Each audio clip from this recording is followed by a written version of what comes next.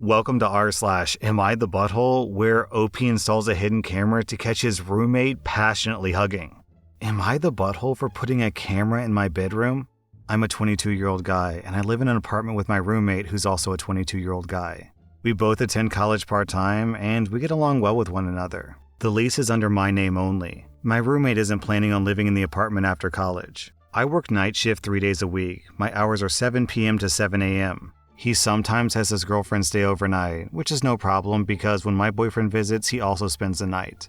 When I come home from work, I've been noticing that my bed has been a mess, and I found clothing that didn't belong to me in the sheets. I am awful at confronting people, but I know it's not my boyfriend because he lets me know beforehand when he's staying over. So I ordered a camera and I placed it in a spot where it couldn't be seen. I went into work, and the camera app notified me that there was motion in the room. I turned the camera on, and I saw my roommate and his girlfriend on my bed. I was mortified, and I stopped watching the video. My boyfriend came over the next morning, and I showed him the video of my roommate and girlfriend on my bed. My boyfriend texted the video to my roommate, and he texted back that he wants to talk when he gets home. My roommate and I talk about the situation, and I tell him that it's disgusting that he and his girlfriend are using my bed. My roommate's defense is that my bed is more comfortable than his bed. His girlfriend came over that evening and she started attacking me for putting a camera in the apartment. Am I the butthole for putting a camera in my own bedroom? Okay, OP, let's get one thing clear. Your roommate and your roommate's girlfriend are disgusting. That is entitled, selfish, and just plain gross behavior. I'm giving them each 2.5 out of 5 buttholes for passionately hugging in someone else's bed without telling them.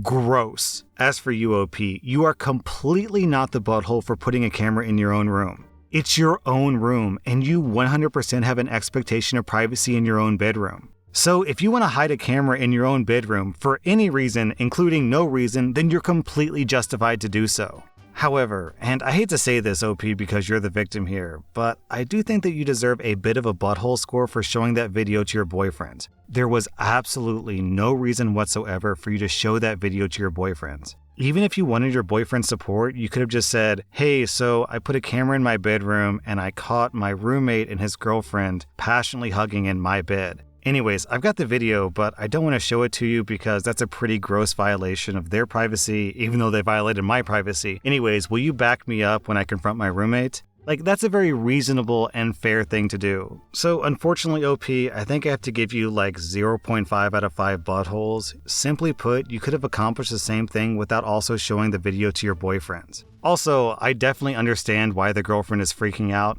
Like, I'm not defending her. I'm not justifying her behavior at all. 0%. However, I am saying that like it would make sense that she would get angry and panicky because you have video of her naked doing the nasty with her boyfriend. If you publish that online, which would be illegal by the way, you could utterly destroy her reputation and the reputation of the boyfriend as well. So yeah, if someone had video footage of me doing the deed, then I'd probably freak out as well, right? I think that's pretty normal. So to be clear, roommate and girlfriend, 2.5 out of 5 buttholes for being selfish, gross, and entitled. OP, you get 1 out of 5 buttholes. Because even though you are justified to use the camera, that doesn't mean you can just show that footage to anyone.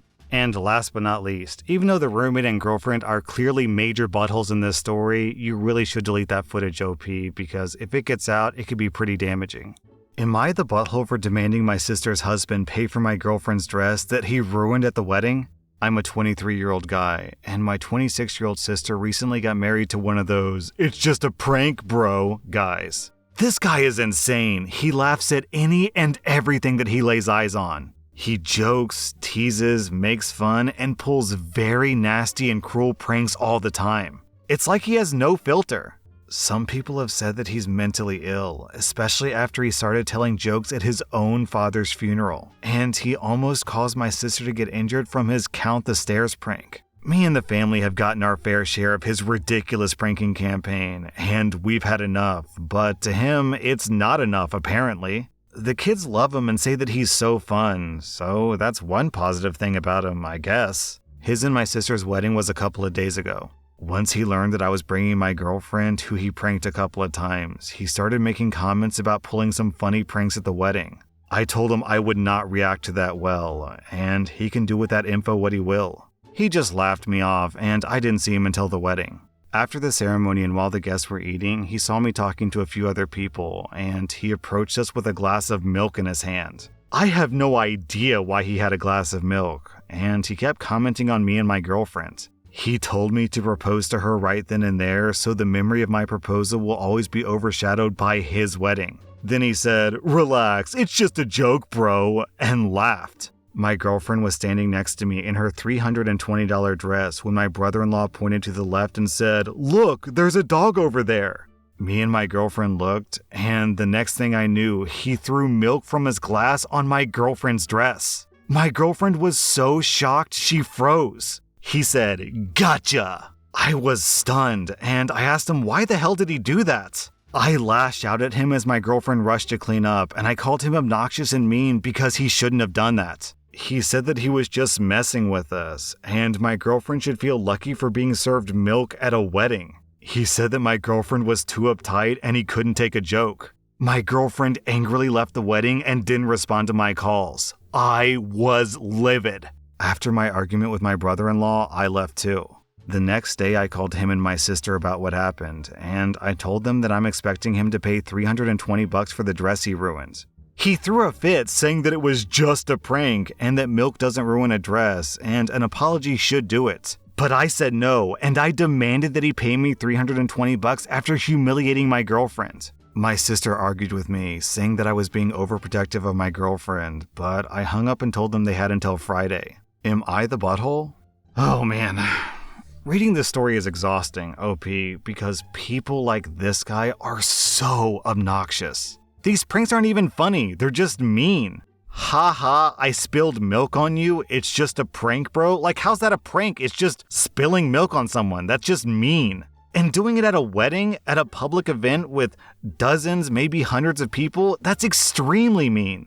I can guarantee you 100% that if you pulled these stupid pranks on him, he would not be laughing. Hey buddy, I just threw buckets and buckets of glitter into your entire wardrobe.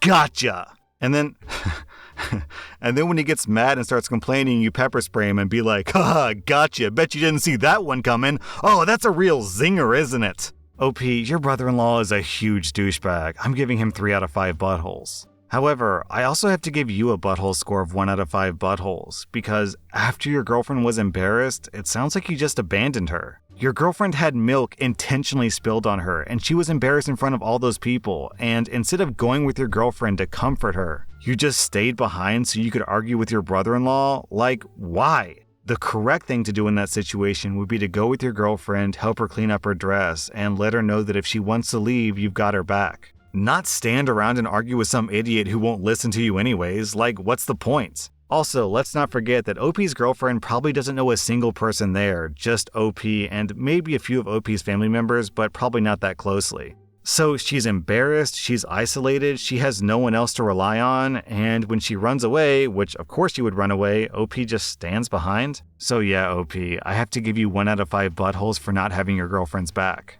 I'm trying to imagine if I were hanging out with all of my wife's family and friends and one of them did something incredibly embarrassing to me and embarrassed me in front of everyone. I would want to leave. I don't want to stick around. I don't want to talk to people. I want to leave the venue. I want to change my clothes and then I want to sulk about it. But if I can't leave because my wife is arguing with someone, then that would be really frustrating. So I'm not surprised that your girlfriend wouldn't answer your calls. Last but not least, obviously your girlfriend gets 0 out of 5 buttholes. Oh, also, your sister gets 2 out of 5 buttholes because what is she thinking? Why would she marry this douchebag? Honestly, it sounds like she's setting herself up for a really miserable life. Am I the butthole for refusing to babysit my sister's kids any further after her son lied to her about me? My sister is a single mom with 2 kids, an 11 and 7-year-old. The 7-year-old is a boy while the other is a girl. My sister works a lot, and she doesn't have a lot of money to afford babysitting, so I started watching her kids for her for free. There was an incident the other day where the 7-year-old had gotten mad at me because I wouldn't let him jump on the couch. I explained to him that he could get hurt, and he threw a tantrum, which was normal. It's what young kids do. Well, when my sister gets home, the 7-year-old suddenly starts bawling his eyes out and running towards her. I'm confused because he was just fine a second ago. He immediately starts on a rant about how I had a man in the house and how neither him or his sister had eaten at all that day. My sister was rightfully pissed and started asking questions. I shook my head, said that he was lying, and pointed out that she had cameras installed, so we should probably just sit down and watch them. She said no, that I had to go before she called the cops on me. So I left. A few hours later, she calls me and apologizes, saying that she watched the footage and saw no man enter the house at all, and that she had seen that her son had refused to eat the dinner that I made them. She asked when I would come by next, as she hoped that I understood the misunderstanding, but I said that I would no longer be babysitting for her. She said that her kid is just 7, that kids lie all the time, but I still refused. We went back and forth over the phone insulting each other, and that was that. Our mother thinks that I'm being ridiculous for being mad at a kid, but it's more than that. I could have gotten in trouble if the cops had shown up and the kid stuck with his story, so am I the butthole?